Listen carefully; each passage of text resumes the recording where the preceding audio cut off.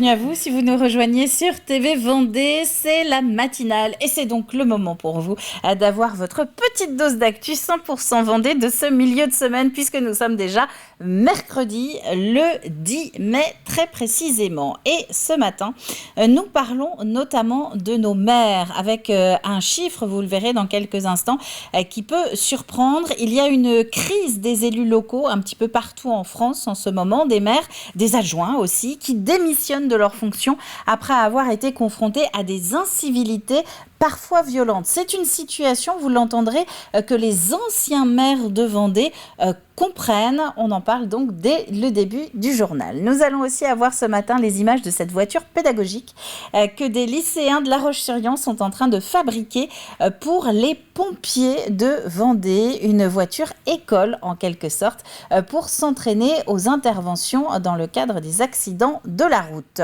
La fameuse course de caisse à savon à la Bruffière de ce dimanche aussi, course qui a beaucoup fait parler d'elle. C'est une première plutôt réussie pour l'association organisatrice, une course qui a drainé plus de 6000 personnes. Et puis dans les chroniques, dans un quart d'heure, nous allons parler cinéma avec Philippe Catherine qui est dans La Plus Belle pour aller danser ou encore de cette résidence de vacances à Longeville-sur-Mer pour tous ceux qui n'ont jamais eu les moyens de partir l'été. Ce sera l'extrait du jour avec ce petit bout de conseil de famille diffusé ensuite toute la journée sur TV Vendée. Mais avant de développer tout ceci, regardons la météo avec toujours cette instabilité au niveau du ciel. On aimerait vous proposer un grand ciel lumineux et sans nuages. Ce n'est pas le cas pour aujourd'hui et attention, a priori, ce n'est pas le cas pour demain non plus. Néanmoins, la journée est moins pluvieuse ce mercredi qu'elle ne l'était hier mardi avec simplement quelques perturbations, beaucoup de nuages mais des éclaircies aussi et un vent d'ouest autour de 40 km/h. Cet après-midi, le programme ne change pas beaucoup si vous êtes dans l'est de la Vendée. Toujours une instabilité assez significative. La situation en revanche sera meilleure dans l'ouest et toujours ce vent pour tous, 40 à 50 km/h. Quant aux températures, on n'en a pas parlé, eh bien elles ne grimpent pas forcément beaucoup entre ce matin et cet après-midi. 14 au plus chaud ce matin, 16 degrés cet après-midi. Pour les horaires de marée, eh bien la première pleine mer de ce jour, c'est à 8h30. La seconde, c'est la seconde, pas du tout. La prochaine basse mer, elle, c'est en milieu d'après-midi à 3h moins le quart. C'est plutôt les coefficients qui sont intéressants aujourd'hui, puisque nous sommes en phase descendante et nous passons sous la moyenne de 70 cet après-midi. Enchaînons sur la carte des marchés avec nos rendez-vous du mercredi qui s'affichent à l'écran. Et si cet écran, vous ne l'avez pas sous les yeux, je vais vous donner quelques petits exemples. On peut citer Paluo, Saint-Pierre-du-Chemin, les Sables d'Olonne ou encore Danvix pour les rendez-vous du mercredi. Souhaitons une bonne fête aux Solanges ainsi qu'aux Capucines, aux Solveig ou encore aux Violettes. À la Sainte-Solange, bon jardinier a le sécateur qui le démange ou, si vous préférez les choses un petit peu plus traditionnelles, à la Sainte-Solange, piaille les nids de mésanges. Le soleil s'est levé en Vendée aujourd'hui à 6h37 et il se couchera ce soir à 21h26. On passe au journal.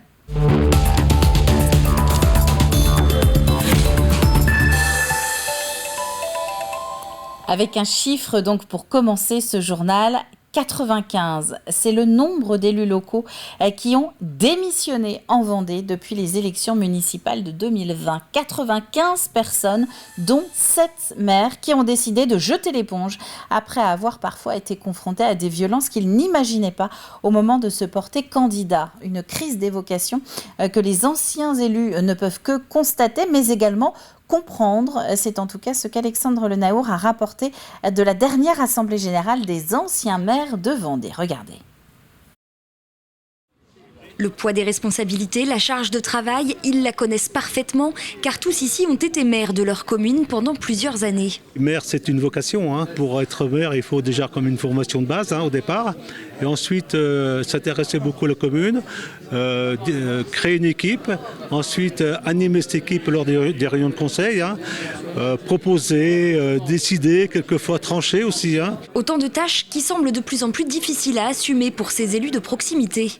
Selon les chiffres de la préfecture, depuis les élections municipales de 2020, 95 élus locaux, dont 7 maires et 25 adjoints, ont démissionné. Nous constatons en effet des démissions de maires, d'adjoints ou de conseillers municipaux. Plusieurs raisons. D'abord, nous arrivons à mi-mandat. Il y a évidemment quelquefois l'usure des années. Beaucoup d'élus sont aussi âgés et qui ont décidé qu'après tant d'années de service à la population, eh bien, ils raccrochent.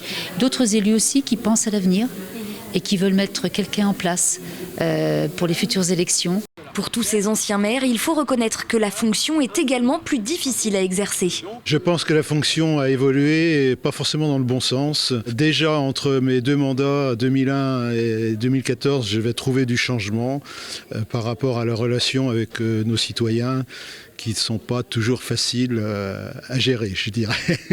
À mon époque, on était vraiment responsable de notre commune. On avait beaucoup de compétences. Maintenant, plus le temps passe, plus les compétences sont déléguées aux communautés d'agglomération. Donc ça devient peut-être un petit peu moins intéressant d'être maire dans sa commune. Pour l'ancien maire de Bournezeau, le secret tient dans la proximité. Si on se rapproche de la population et si on est un véritable élu de proximité, pour moi, il n'y a pas beaucoup plus de difficultés que par le passé. Entre la crise du Covid et la crise énergétique qui plombe les budgets, l'engagement local est plus que jamais devenu un véritable sacerdoce. Selon un sondage réalisé par Odoxa, et s'ils soutiennent leur maire, les Français sont plus de 80% à ne pas envier sa position. Un appel à témoins à présent, appel à témoins lancé par la gendarmerie de Vendée en ce début de semaine. Une femme de 54 ans domiciliée à Maché a disparu depuis le 27 mars dernier. Karine mesure 1m67, elle est de corpulence mince, les cheveux noirs, mi-longs, frisés.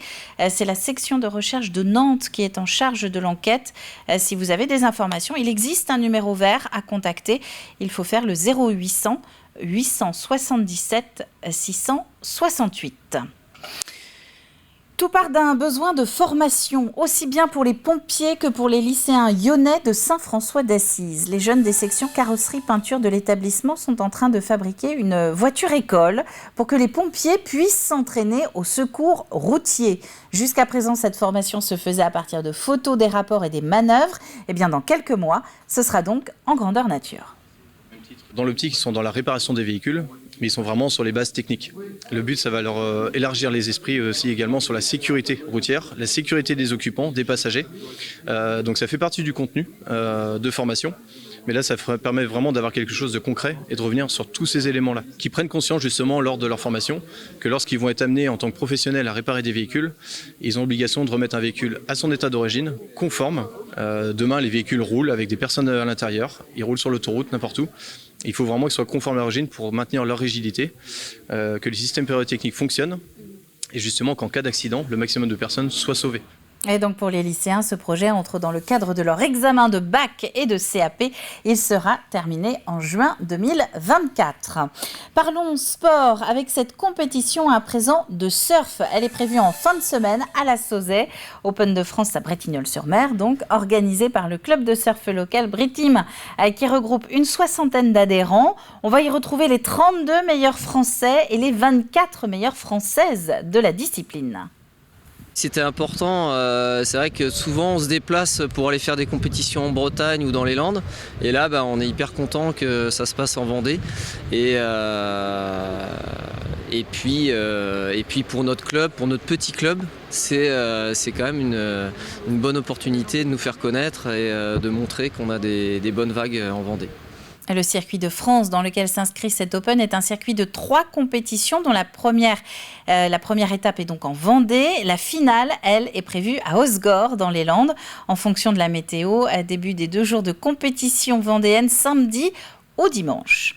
Puisque nous sommes sur le littoral, on va en profiter pour embarquer et partir à la découverte du 3e et dernier volet de notre série consacrée à l'ultime Sodebo, le bateau piloté notamment par Thomas Coville. Notamment, car vous allez voir que pour dompter cette Formule 1 des mers, eh bien Thomas Coville est loin d'être le seul à bord. Diane Delangle. En mer, Thomas Coville à bord de Sodebo Ultime 3 peut compter sur différents équipiers et parmi eux un ingénieur.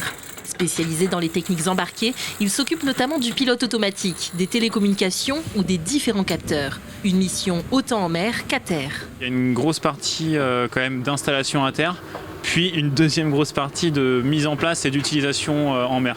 Donc en fait, l'année est un peu divisée en deux, pendant laquelle on fait de la maintenance et on installe des équipements pendant le chantier. Et ensuite, on va naviguer, on utilise, on apprend à utiliser, on accumule les données, parce qu'on enregistre tout. Et on apprend à utiliser le bateau, les équipements pendant ces navigations. L'idée, c'est de l'afficher de manière ergonomique à bord et utilisable pour les équipiers. À la fois navigant et spécialiste, lui aussi. Philippe Legros est pour sa part responsable du choix des voiles et du routage. C'est donc un expert en météorologie. Mais sa présence régulière à bord reste indispensable. Tous nos logiciels et tous nos algorithmes, ils nous sortent des routes qui sont issues de calculs, donc qui sont les routes théoriques parfaites, mais qui ne sont pas forcément réalisables. Par exemple, le logiciel, il peut dire si tu fais 100 virements dans la journée, 100 virements de bord, c'est ça la meilleure route. Sauf que 100 virements de bord, un homme seul sur un bateau comme ça ne peut pas le faire. C'est utiliser tous les outils, les algorithmes perfectionnés qu'on peut avoir pour définir une route parfaite. Et après, avec la connaissance et l'expérience, sortir une route réalisable. Et lorsque le Maxi Trimaran ne navigue pas en équipe, Philippe travaille à terre, mais continue de vivre au rythme du bateau. Quand le bateau part en course en double ou en solitaire, je suis dans la cellule routage du bateau, c'est-à-dire la cellule qui est à terre, qui suit le bateau en permanence 24 heures sur 24, 7 jours sur 7, pour définir la stratégie et la route du bateau. On fait une espèce de miroir du bateau à terre. Donc on est dans une maison qu'on appelle la maison routage, qui est complètement dédiée à cette fonction-là, parce qu'on vit complètement au rythme du bateau. C'est-à-dire qu'on fait des quarts de 3 heures, tous les 3 heures on se lève, on tourne, et comme ça on est en liaison permanente avec le bateau. Une configuration utilisée pour le prochain grand défi de Thomas Coville, la Transat Jacques Vabre, départ du Havre le 29 octobre. Quelques images du Kids Day également. C'était samedi au Sables d'Olonne. 4 associations pour redonner le sourire aux enfants malades grâce à une récolte de dons, mais aussi tout un panel d'activités pour rappeler aux enfants combien il est important de jouer en dehors des écrans, que ce soit en plein air ou à la maison. Il y a un autre point qui est très important pour nous, pour les Kids Day. Il n'y a pas que la journée des Kids Day aujourd'hui. Les Kids Day, c'est toute l'année, le combat, c'est toute l'année. Et nous, on a besoin de tout le monde. Donc, par l'intermédiaire des réseaux, qui est géré aussi par une entreprise qui fait partie des Kids Day, avec un club de dirigeants, les gens peuvent faire des dons à tout moment, ou venir nous rejoindre pour monter des opérations, ou nous appeler pour essayer d'aider des enfants. On va laisser les voitures à pédales et celles de sport du Kids des deux côtés pour prendre la direction de la Bruffière pour terminer ce journal. On y parlait plutôt de course de caisse à savon ce week-end. C'était le résultat du pari un petit peu fou, il faut bien l'admettre, lancé il y a quelques années de ça par l'association 1000 bornes. Le résultat, c'était ce week-end, donc le rallye des Bedas qui a drainé plus de 6000 personnes dimanche. Alexandre Debray.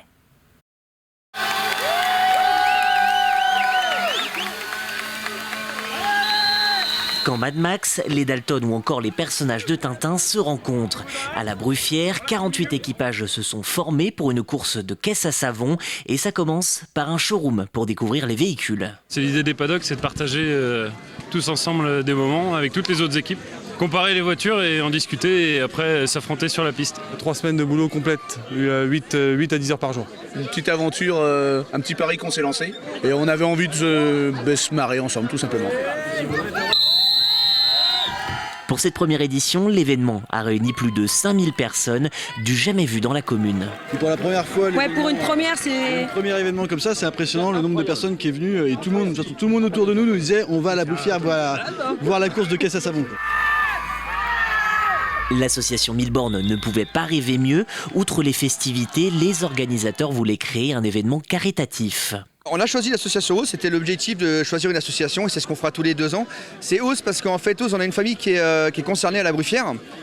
Et on s'est dit que tout de suite c'est ce qui nous est venu à l'esprit de dire tiens on va faire ça pour OSE. Donc c'est une association qui lutte contre la neurofibromatose, qui m'a dit qui est assez méconnue, qui sont là pour la faire connaître un peu plus et puis aussi accompagner les familles. Donc pour nous c'est un objectif vraiment de leur amener un chèque le plus important possible avec la réussite de cette journée. L'ambiance. On fait revivre la ville, Voilà, c'est ça qui est beau. C'est magnifique. Mais c'est juste un mot, c'est juste magnifique. Du monde et beaucoup de plaisir pour les participants comme pour la foule rassemblée. Je trouve ça génial et je crois que je vais en faire une l'année prochaine, je vais m'inscrire avec un copain pour participer tout simplement. C'est très bien, ça donne la vie, moi, à la commune. J'aime bien quand ils se prennent les murs, quand ils sont dirigés, j'aime bien le thème. La journée s'est achevée par la cérémonie des trophées, plus rapide, plus beau char et meilleure entreprise. De nombreux participants annoncent se représenter en 2025 sur la ligne de départ, en espérant qu'il n'y ait pas de casse. Rendez-vous donc dans 2 ans. On va jeter un œil aux températures de la matinée avant de refermer ce journal. 11 à 14 degrés ce matin en Vendée. Dans le détail, c'est plutôt 11 degrés.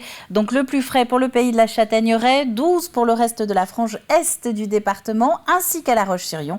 14 degrés pour notre littoral vendéen.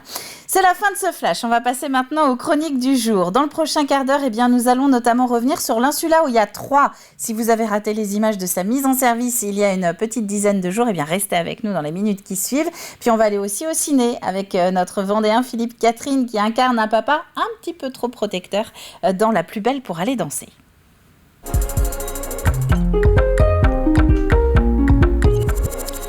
On commence donc avec le plus de l'info. 3 minutes pour revenir sur la mise en service du cargo Insula Oya 3. Après 40 ans d'aller-retour entre le continent et l'île-Dieu, son prédécesseur est désormais parti à la retraite.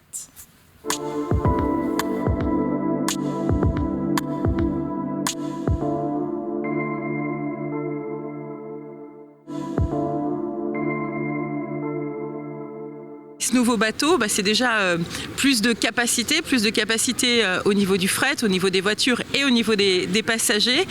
C'est également un bateau plus moderne, avec à l'intérieur plus de confort et surtout un bateau plus rapide et écologique. Plus rapide puisqu'il va faire la traversée en 1 heure et plus écologique, c'était pour moi une volonté forte.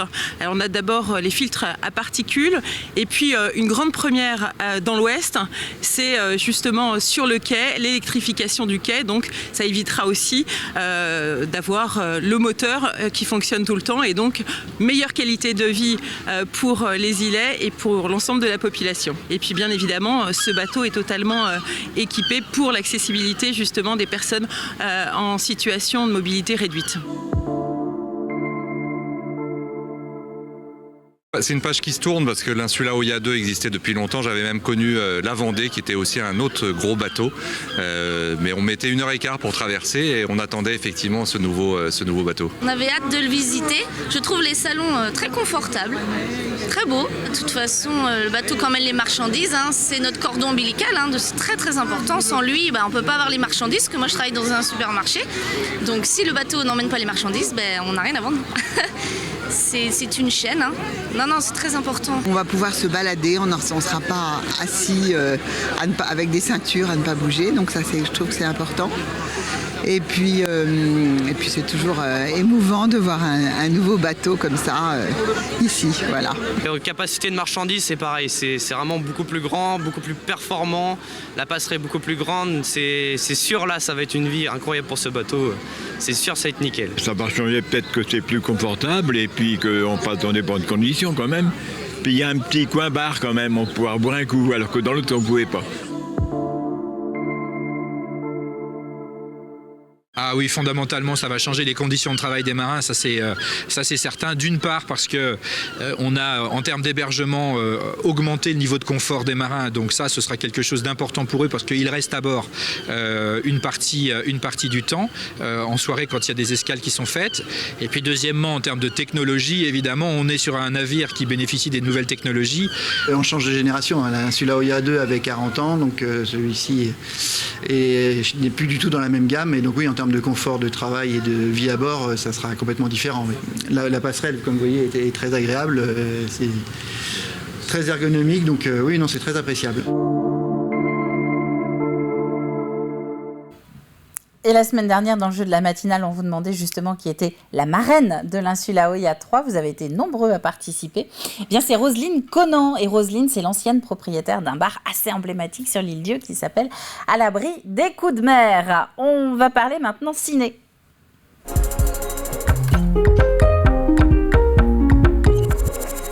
Avec Philippe Catherine, notamment, qui est à l'écran aujourd'hui. Et 2023, c'est une année qui étoffe pas mal la filmographie du Vendéen, d'ailleurs, puisqu'on aura eu Un homme heureux, Astérix et Obélix, ou donc encore La plus belle pour aller danser, qui est à la toile retenue cette semaine par Camille et Olivier. Difficile donc de passer à côté de l'artiste originaire de Chantonnay, rappelons-le.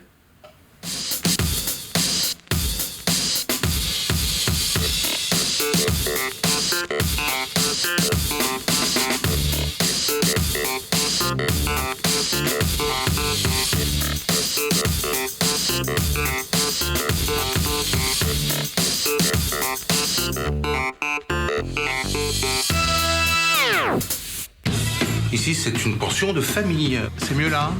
Oui. Ça, c'est un bon chien, ça. Où j'essaie de créer un esprit de famille. Papa, faut qu'on y aille. Hein? On va où? Mais c'est sa rentrée. Ah, vous êtes le nouveau? Émile Durand? Oui, c'est ça. Ah, mais vous non plus, je vous connais pas. Vous vous appelez comment? Marie-Luce Bison. Marie-Luce. Pourquoi on m'aime pas? Je fais une soirée de rentrée chez moi. Ça dit de venir? Ah, et c'est déguisé. Et je vais pas m'incruster, c'est la honte. Mais au contraire, c'est la classe. Enlève-moi ça tout de suite. En plus, je l'ai trouvé ton déguisement. C'est quoi? Mon costume du jeune marié. Ah, pardon, mec. Il est sexy. Ça va? Émile? Léo. Léo. Papa, je peux aller à la fête foraine samedi? Ah bah non. On devait tous aller à l'aquabike. Pourquoi? Elle est punie? Je me rapprochais d'Émile en Léo.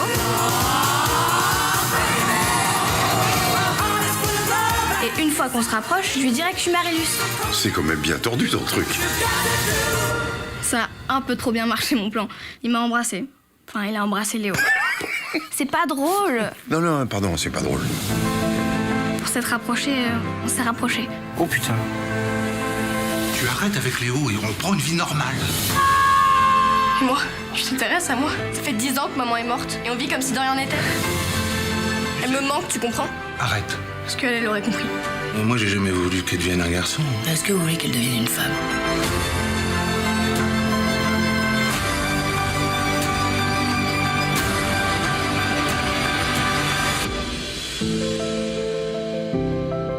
Tu peux plus lui mentir.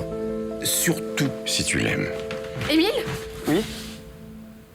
Un film à retrouver ces prochains jours donc à Pouzauges, mais aussi à Talmont-Saint-Hilaire, à Jars-sur-Mer ou encore aux Herbiers. On ouvre le programme télé.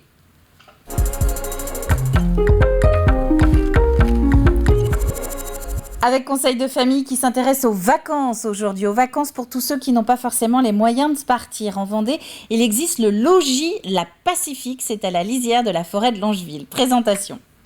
On accueille comme les autres, avec un accueil le samedi, en été, avec un état des lieux, avec une caution à verser, sauf qu'on a quand même une pensée un peu particulière pour ce public fragilisé, qui est préparé à l'avance. On en parlera, je pense, tout à l'heure, avec des partenaires qui préparent ce public un peu à venir chez nous. Et nous, on prend le relais le samedi, mais concrètement, ce sont des vacances comme les autres, et c'est ça qui est important dans nos structures.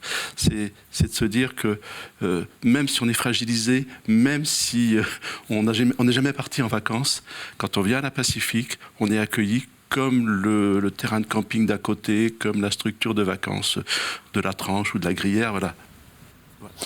Et c'est un programme à retrouver en intégralité sur nos différentes plateformes ou sur TV Vendée tout au long de la journée. On va passer au jeu à présent avec ces images qui sont issues des journaux de TV Vendée de la semaine dernière. Vous avez encore 2 jours pour me dire où nous sommes très exactement dans ce reportage diffusé le 5 mai dernier qui s'intéressait à l'attractivité du territoire vendéen. Reconnaissez-vous cette commune? Indice du jour à choisir entre la partie desséchée et celle mouillée de ce célèbre coin de Vendée, c'est plutôt la mouillée. Alors, ça devrait quand même vous donner une indication géographique assez précise. Et demain, d'ailleurs, on continuera sur ces indications de géographie. À la clé, c'est du chocolat cette semaine. 2 d'entre vous qui repartiront chacun avec une très belle boîte, un coffret à l'image des Sables d'Olonne du chocolatier Gelenzer qui est notre partenaire cette semaine. Donc 2 coffrets chocolat Gelenzer à remporter si vous me dites où nous sommes, dans quelle commune exactement, dans ce reportage diffusé sur l'attractivité du territoire vendéen. Là, c'est facile avec ces images. C'est la fin de cette matinale. On va se retrouver maintenant demain dès 7h. Ce sera en direct sur TV Vendée. D'ici là, je vous souhaite à tous un très bon mercredi. Profitez non pas du soleil, mais ne vous inquiétez pas, il va revenir en Vendée le soleil à un moment ou à un autre. Mais profitez pour sortir quand même et prendre l'air. Très bonne journée à tous et à demain.